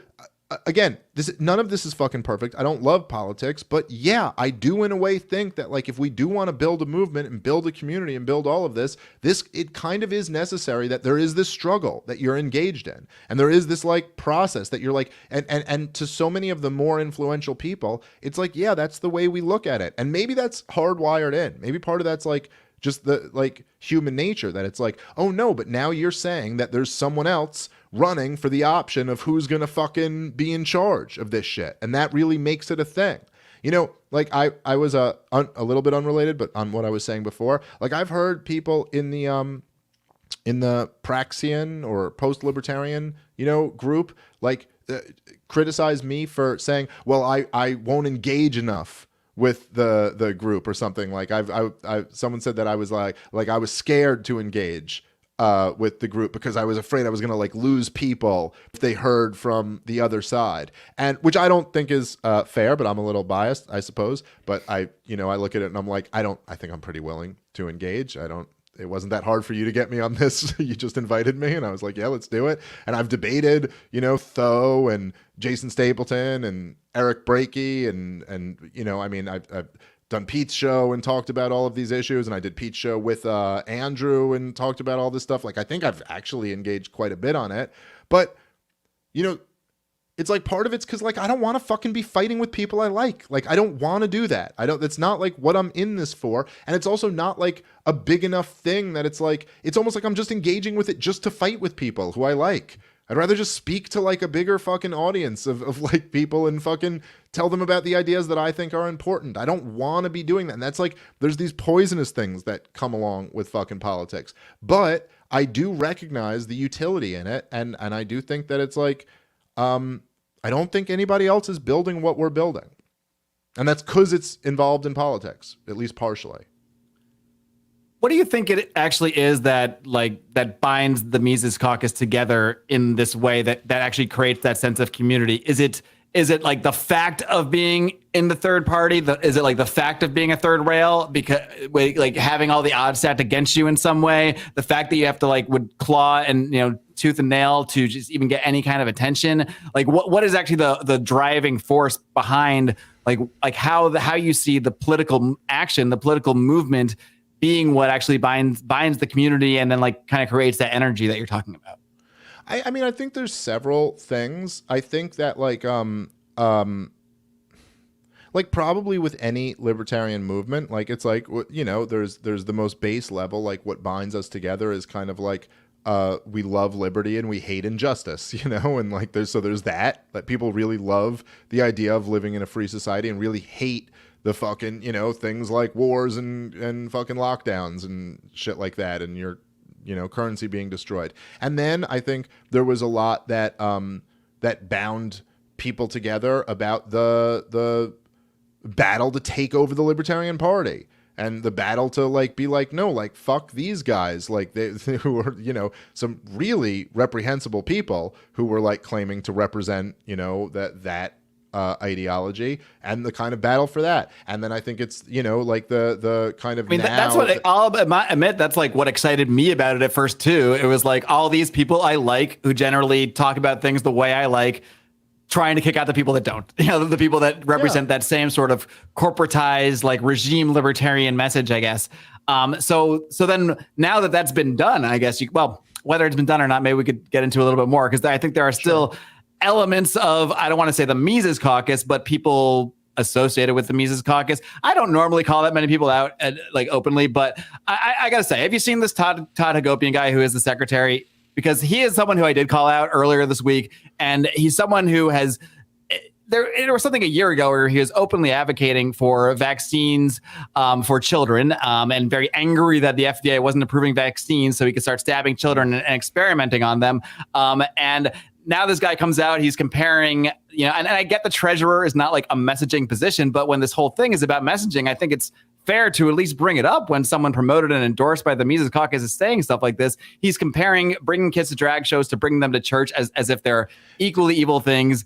And I'm not even going to go into the part about his career stuff, but supposedly he works in some ESG type shit. But let's just focus on the messaging part. Do you think it's a problem? I don't know anything about that part. Yeah, so let's leave that part aside. I did see the tweet about comparing religion to the drag shows, which was bad. It was very, very bad. Okay. As long as we agree it's cringe as fuck. That's a good start. Yeah, it was awful. Look, it was but I think he did acknowledge that. He was like, look, I had a bad tweet or something like that. And he was like, look, I had a bad tweet, but here's how I spent my whole day. It was working on this, that, and the other thing.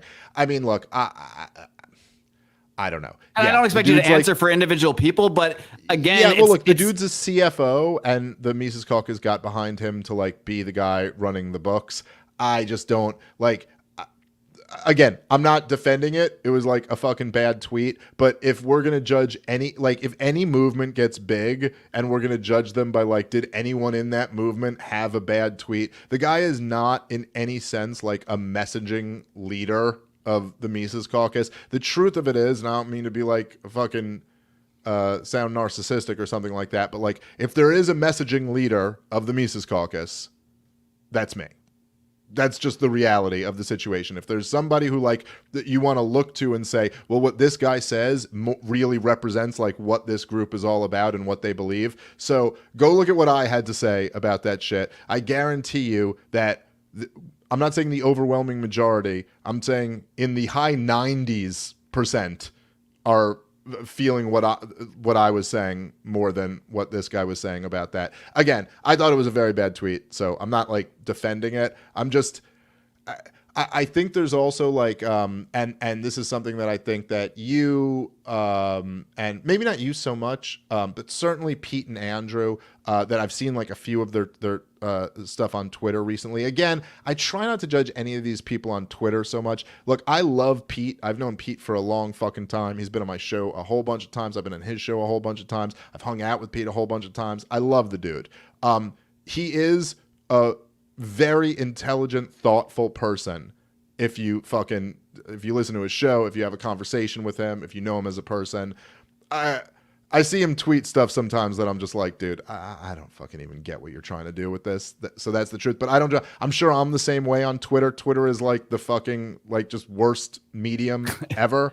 It's funny too, because I think people that don't know that we all kind of like know each other and like each other might see like some Twitter back and forth and think like, I saw some people like when I posted this in our Facebook group that we were doing this interview or the stream, people were like, oh, I'm glad you guys are going to make up. I hope you guys can patch things up. I'm like, what, did something happen? Because I don't even think, it doesn't even occur to me that this would be personal. Again, this is one of the problems in politics. It's like everyone gets into their camp and assumes whoever's not in their camp is like their enemy or something.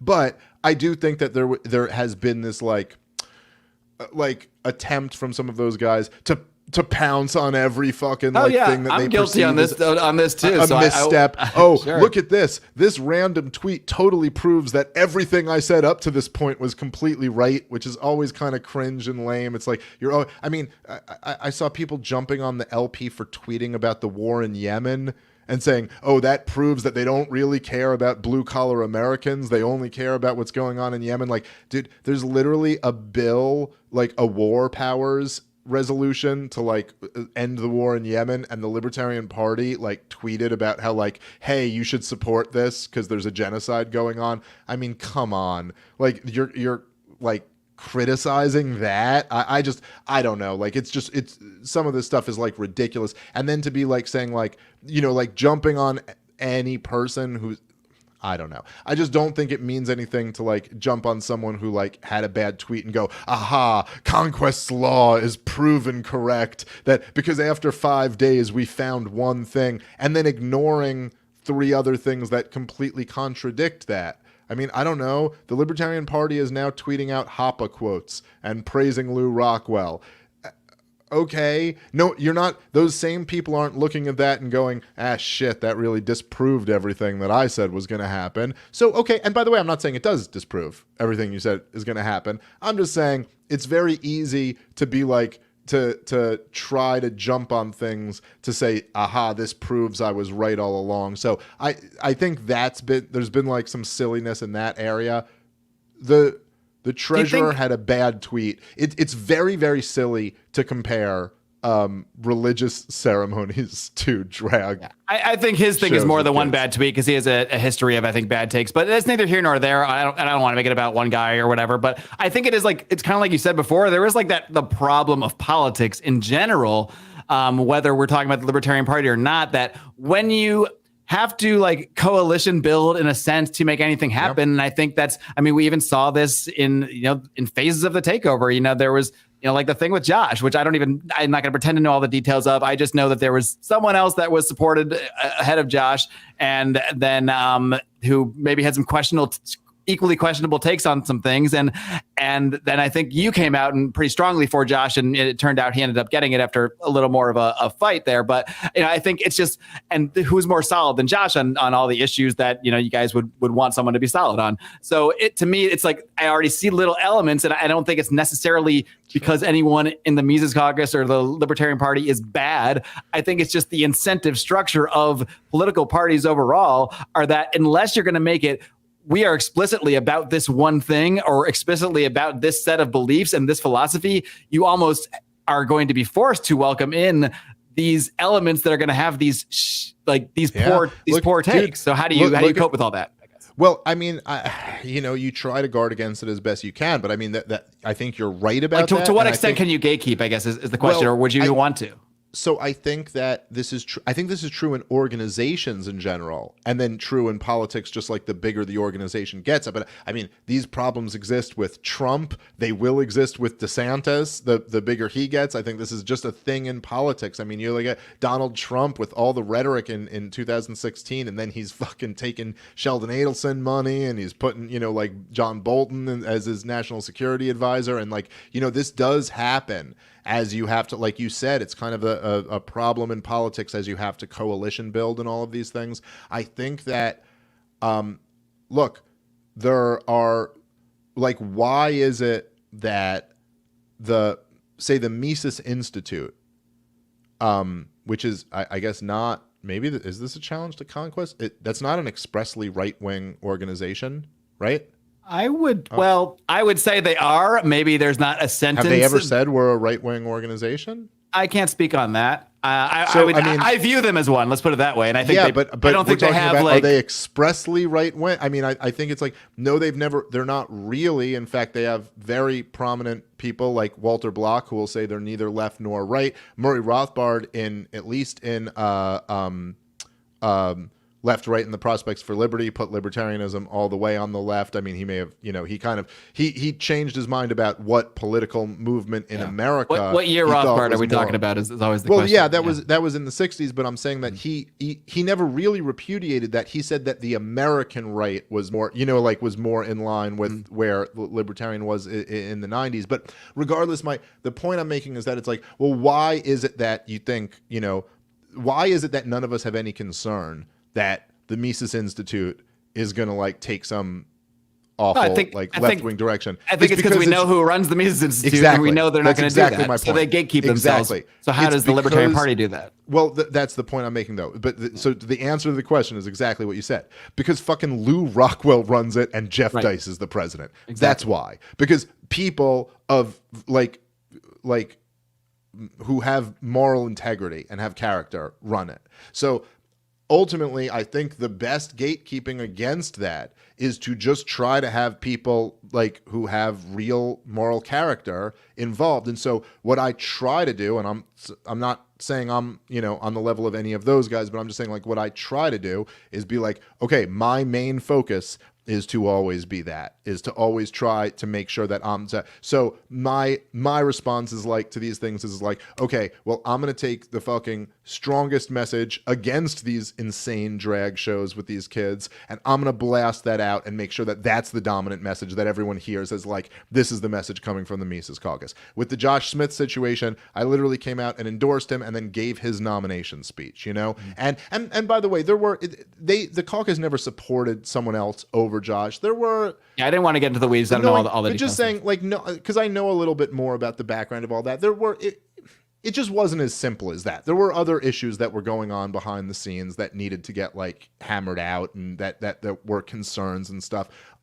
But regardless, Josh won, and I think it's great that he won. He's the guy. He was the right guy for that job, and I did everything I could to try to get him, to help him with that. So the hope with all of this, no matter what you're talking about, with any type of political action, whether it's DeSantis or whether it's Tho Bishop or whether it's me or whether it's like anyone else, it's like you have to hope that you get people who have enough integrity that in those situations they will still kind of do what's right. And so that's, my heroes are guys like Ron Paul and Lou Rockwell and Jeff Dice and guys who I think that don't compromise in those situations. And so hopefully I can try to live up to that, and so can other people in the Mises Caucus, and so can other people outside of the Mises Caucus. Like, that's kind of all of our hope. I'll tell you, even just having my having my podcast audience grow a lot over the last few years, I've felt this. It's all of a sudden you start feeling this pressure, dude. Like, it's like a different thing. Like, I know that, like, if I just went Trumpian right-winger. Like, I remember feeling this in like 2017, 2016, 2017, 2018. You're like, dude, if I just went on this path, I'd be a fucking millionaire. Like, I could be a multimillionaire off this shit. It's just, there's just way bigger of an audience for that than there is being the ANCAP podcaster. And it's, there's like these weird pressures that you feel all the time. And so I hope that I've at least had enough experience dealing with those pressures to try to be like, prepared for the ones that come in the future. But this is something all of us feel. And I know I think you addressed this in the episode about the Mises Caucus, where you kind of know that there was some danger in coming out against it. It's a weird position to be in when you have a huge portion of your audience who is going to be really furious at you for saying a thing. That's a weird situation to be in.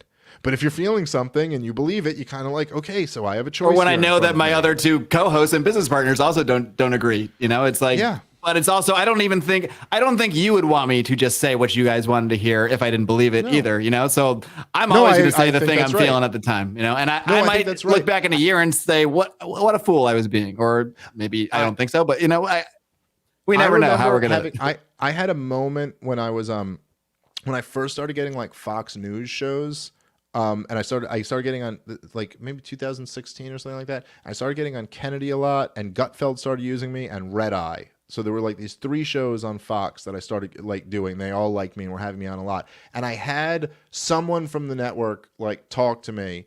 And it's not like something where they were like, okay, you got to like sell out and do this. It wasn't like anything blatant like that. But they were like, look, they're considering you for like a contributorship type thing.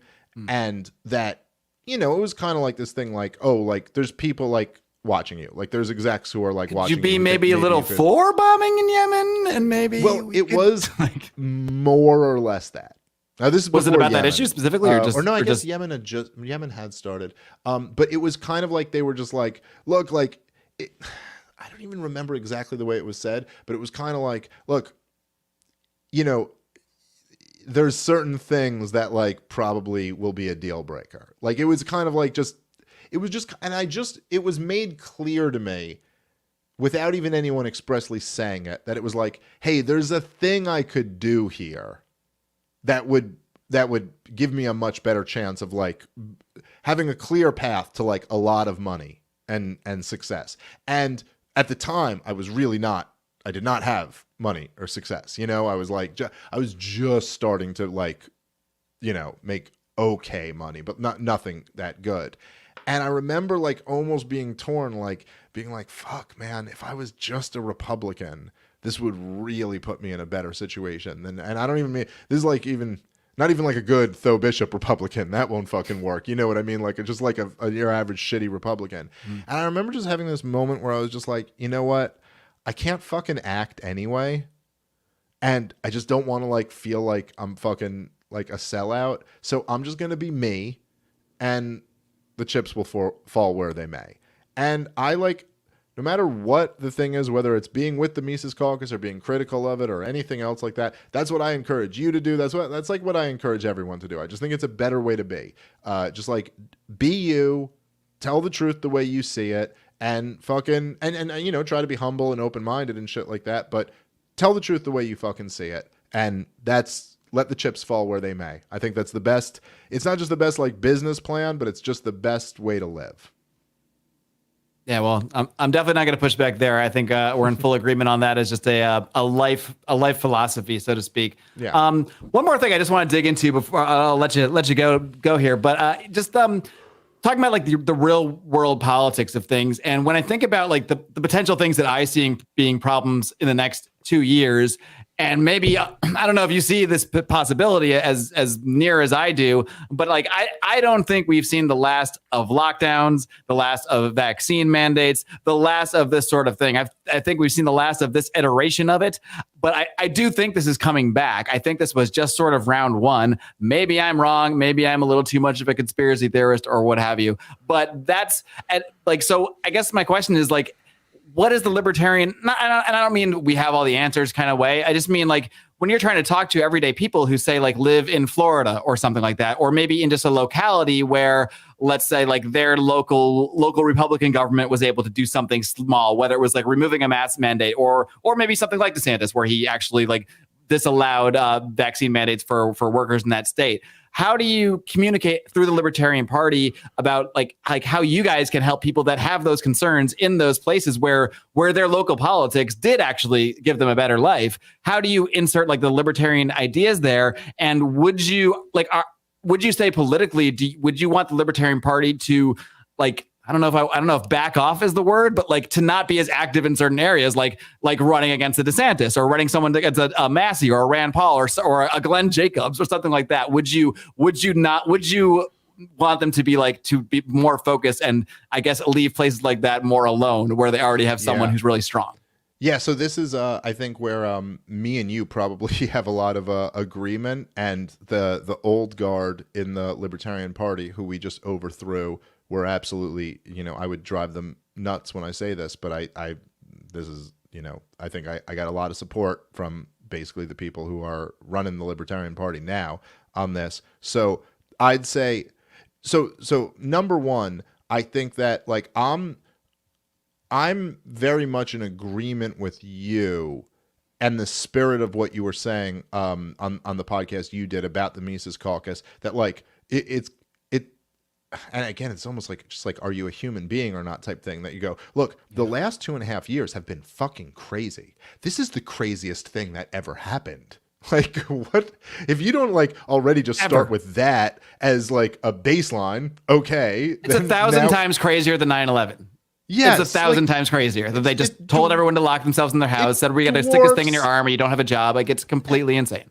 But I also I can't even like understand how anyone from the libertarian perspective can understand this. Like, the government just by like emergency fiat decreed that they have the right to tell you your job is a crime and you can't leave your house. Like, what the fuck? This is something out of like a dystopia. This is like something out of a movie that a libertarian would write.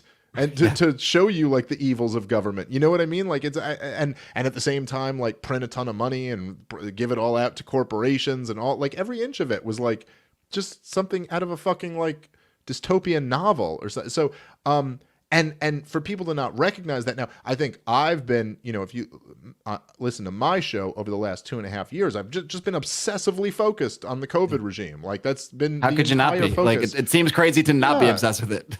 And I was blown away by like, me and Tom Woods made fun of this a whole bunch when I was on his show one time in the last couple of years. And I've talked about this a lot, but like when people in the old guard of the Libertarian Party it'd be like June of 2020 and they'd be like tweeting about civil asset forfeiture or something. And you're like, right, guys, like, I mean, look, I don't think cops should be robbing people on the highway either, but like, wait, what? Like, what are we even talking about? They're like, no one cares.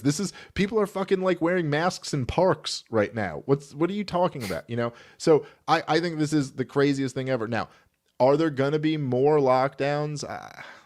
I really don't know. And I think people get into silly, maybe not territory. Everywhere, I guess, is the difference. Like, California, probably next week. But maybe. Florida, I don't think so. Right. But I also think people get into goofy territory when they start making like certain predictions about what's going to happen. I don't know. Should we like take the threat of that very seriously? Yes. I guess that's more my point. We should take the threat of it coming back very seriously. That I don't know what's going to happen. With. Now, what I will say is that, and this is something that I've said in like a lot of LP spaces and ruffled some feathers, particularly with the people who are not in the Mises camp, not really in the Mises Caucus so much. But that I go, look, I am not in this Libertarian Party because I want to prove to everyone that I have and this is the problem with so many libertarians, that I have like a perfect libertarian ANCAP score in the imaginary quiz in my head. Like, look, you asked me 10 questions and I got non-aggression on all 10 of them. I'm better than you. There's too many libertarians are like in that space. And that's not what I care about. What I care about is actual liberty and real human beings' lives. That's what matters. You know what I mean? Like, if there are, whether, theoretically, even if they were Democrats, although that just doesn't really exist, but if there are Republicans who did a really good job of giving their people more liberty than would have been had over whether there was a Democrat in there, then no, I don't think we should be running against them. I don't think we should run anyone against Ron DeSantis. I don't think we should run anyone against Kristi Noem. I don't think we should run anyone against the people who were actually really good on the lockdowns. Now, I'll give that with the caveat of maybe like, I wouldn't necessarily be against legally extorting them, You know, like if you had an LP candidate in Florida who was like polling at the difference between Ron DeSantis and the Democrat, and you were to go like, well, look, we could run against Can you legalize weed? And then but no, I wouldn't even say legalize weed, because I don't mean that issue per se, but some kind of concession on. But something. I'd say that's too hard to push a Republican on, because it's like, look, I understand you can't destroy all of your political capital. You know, like, let's be really Machiavellian about this and just go like, okay, well, look, you know what you could do though is I got a list of 300 people who are in Florida state prisons over nonviolent gun possession charges, and I want all of them, you know, pardoned. And you do that, and we're gone. We drop off the ballot, and that's it. And you get, you know, like, I'm not against, like, I think that's a real scenario. I want to argue against it. That would be, that would be stuff great. like that. I think we should do. Should we ever be in a situation where we're going to be the difference between a Democrat winning the governorship of Florida over Ron DeSantis? No, because that's insane if you actually care about liberty. So no, I don't. So you know, to your question of like, what's the libertarian message to, like, you know, someone in a community in Florida or in like some state like that. Someone who doesn't care about the philosophy, I guess what I'm saying. They just care about their lives. You know, they're not even thinking about high level, you know, the nature of the state. They just know I had my job threatened, and then this guy made me be allowed to keep my job because protect me from the regime. Look, it's the same thing, like, as always with libertarianism. You know, it's you outflank them from the side that they're best on. So it's like, yeah, liberty was pretty damn important for you in that case, right? And that's why we're not going to run against this guy, because he really, like, kept more liberty in your life. And by the way, it's really fucked up that he even locked down for a few weeks or whatever he did. He shouldn't have done that at all, because that's our position, right? Is like the government has no right to ever tell you to do that. And so, like, so it would be something like that. Now, running for president is a different thing, because what we know from all of these guys, like even if Ron DeSantis becomes president, he'd be just as awful as Trump. He'd be just as awful as the rest of them. The federal government's kind of a whole different beast. But as governor, nah, man, that, like, I think it's so goofy when libertarians are in this, like, space where, you know, Ron DeSantis, I believe, beat the Democrat who he ran against by a very slim margin. And if that Democrat was the governor of Florida, real human beings would have had so much less liberty in their lives over the last couple years. So, like, no, I don't believe we should. And then the idea of, like, I was going to say primarying. I always make, not primarying, but you know what I mean. But running against Rand Paul or Thomas Massey or something like that, I find this to be insane. Of course not. What do you want to maybe like pull liberty voters away from like the couple good guys that we have? This just makes no sense. I mean, to me, like, you know, in places like that, if anything, if the Libertarian Party is active in that area, like maybe the thing to do is to endorse that candidate. Even in an extreme case, like a Rand Paul or a Tom Massey, are like, to me, it's a slam dunk.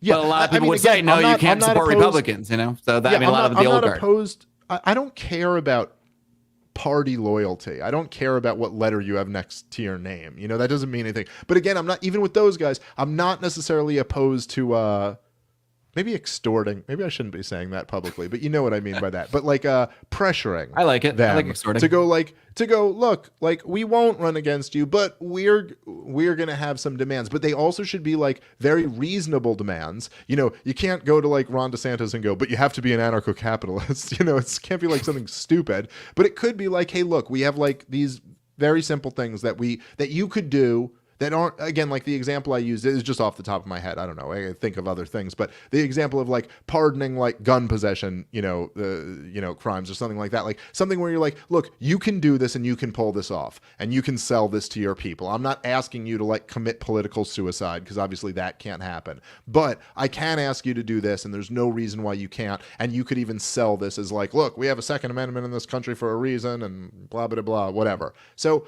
I have no problem with, I think that in general, my vision is that I think the Libertarian Party should get real and get serious. I think that we should, there's a lot of possibilities of things where, like, say, even someone like Tho Bishop, what he's trying to do and what I'm trying to do can very nicely work together, where it's like, oh, look, if there's like a fucking, some neocon, god-awful Republican running, and the Libertarian Party is the difference, then we go, yeah, we're going to make sure you can't win. And then if they run some guy who's like, anti-war, America firster type guy, then go, well, if he wins the primary, then we'll pull back a little bit. Like, I'm not opposed to moves like that, again, because like my major concern isn't whether...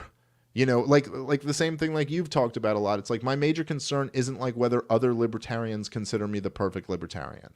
My concern is like whether we actually do something that makes life better. That's what's important to me, not that. And I remember you saying on one of your shows where you were talking about I think it was about maybe it was about Abbott or DeSantis, I don't know, but it was about one of them banning businesses from having like private vaccine, requirements. Mm-hmm. And you were like, yeah, I'm for it. I don't care if that makes me not a libertarian or not. I'm for it. And I get that. I get that completely. And it's not even, to me, that's not even saying like, oh, that makes you, like some idiot might say that makes you not a libertarian, but I don't look at things that way. I think that just makes you a real person who's taking these libertarian ideas and engaging with them in reality in a serious way. I could look, if I cared to, I could spend the time to craft an argument about why that's defense and it's not violating the NAP. But I also just don't care, but I understand that. But I'm just saying, I guess maybe in a sense I am taking the time to craft that argument. But I'm just saying, it's like, look, man, if I see like these, like if you were in a situation where like they're like, let's say democratically speaking, real deal communists were going to take over your country.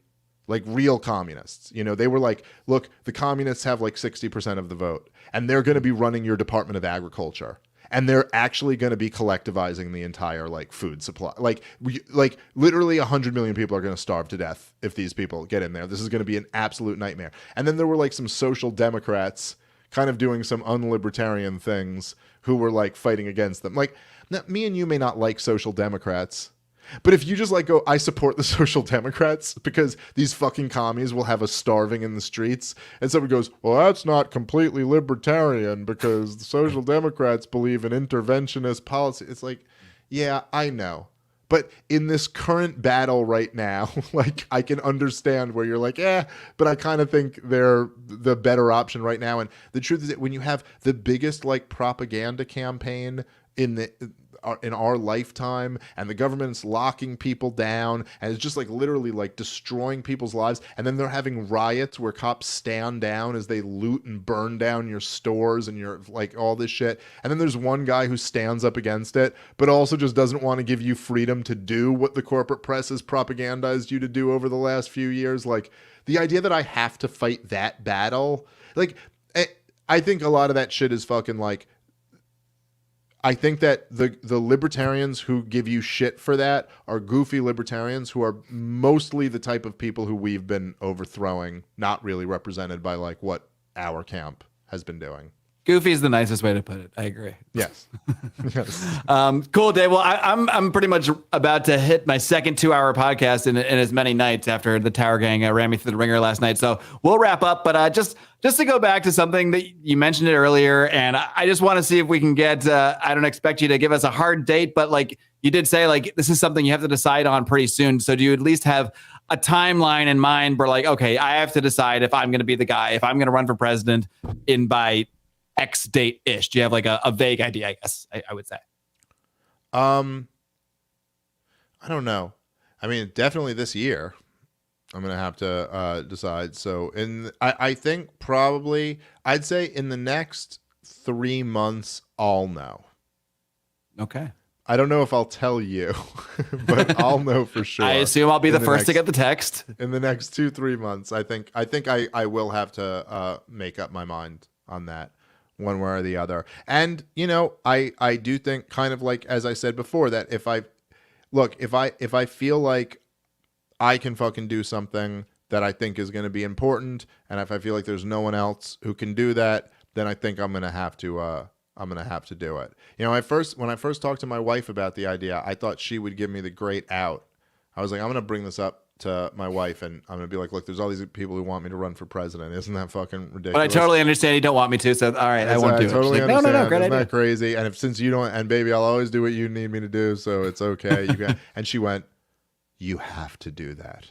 Oh boy. And I was like, well, now you're definitely shit. going to do it then. I mean, come on. I was like, we know how this works. Shit. So she didn't give me she didn't give me what I was hoping for.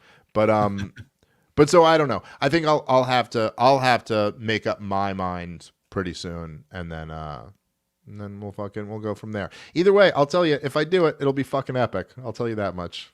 It will be epic. I will agree. I will agree. It will be something to watch because, look, despite my criticisms and there are a lot of reasons I don't necessarily think this is going to be politically productive or actively productive in some ways. At the same time, inside me, there are two Marc Clairs. There is Dark Mark. I guess you could say the background's still dark, by the way. So I don't know if you got me all the way to the light yet. Shit, I lost.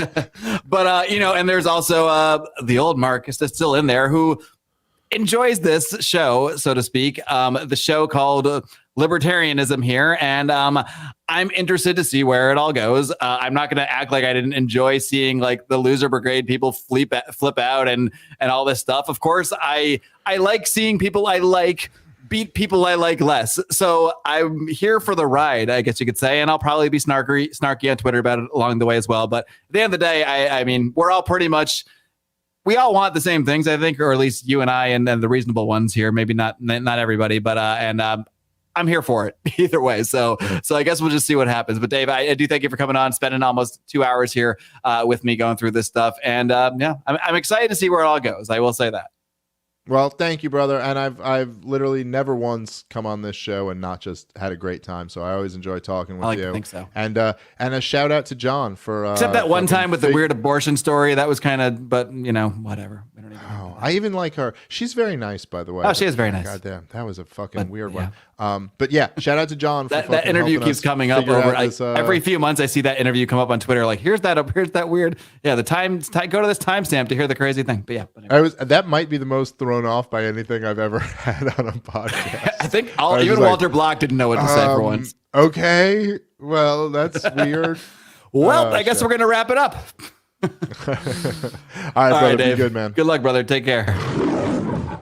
All right, gang. I hope you enjoyed my conversation with the great, I'll say it, the great Dave Smith. And I hope if it wasn't clear already to some people, we can disagree on things. We can disagree on strategies, on philosophy, on paths. And when I say we, I don't just mean me and Dave or me and Brian or me and Odie or me and anybody, and still be friends and friendly and all of that stuff, which a lot of chatter seems to think some people think otherwise. And I think that just goes part of what I've been saying this whole time is to stop making this your identity. When you don't make it your identity, you don't take stuff personally. When you don't make it your identity, you don't take criticisms of a certain strategy or a certain path personally. And we can all continue to have these conversations, and we don't need to, be enemies because of it, I guess, is the point. So I hope you enjoyed my discussion here with Dave today, and we will continue to have more discussions like these going forward. And you can get those discussions earlier than the rest of the folks by supporting us on Patreon at patreon.com/Lions of Liberty, over at Locals, lionsofliberty.locals.com. I do want to make some special requests. If you're listening to this,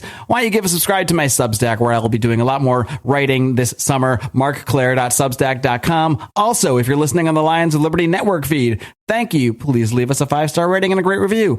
If you are not, or even if you are, could you hop over? Just quickly do me a favor. Type Lions of Liberty with Marc Clair in your podcast feed. That is the feed that just contains this show and some other bonus extra kind of repurposed content that I'll put out. If you could subscribe to that feed and give that puppy a 5-star rating and a great review, that'll do wonders to help me as well. I've taken enough of your time, friends. You got a lot to think about, a lot to sit on. Until next week. Live long! And live free. And live free. And live free. And live free.